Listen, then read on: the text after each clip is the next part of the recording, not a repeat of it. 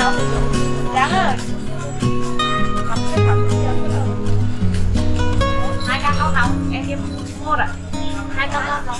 Em cái này em mua rồi. 2 căn không? I'm on the run till the day that I die.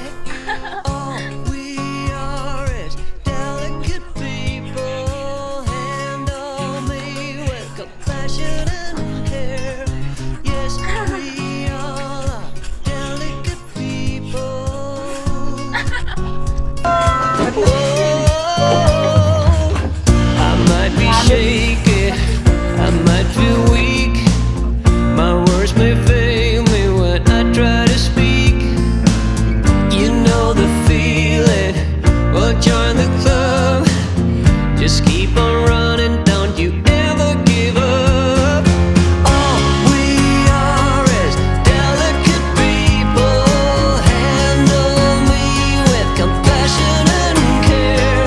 Yes, we all are delicate. Của em á, của em cánh trái á.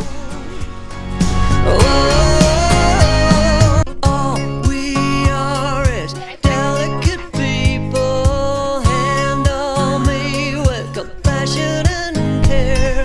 Yes, we are delicate people.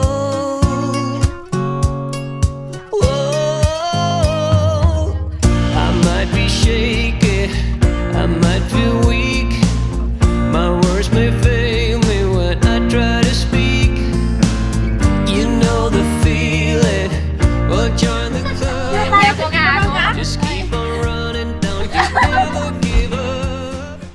It's in the system, it's in our blood. You cannot keep me from looking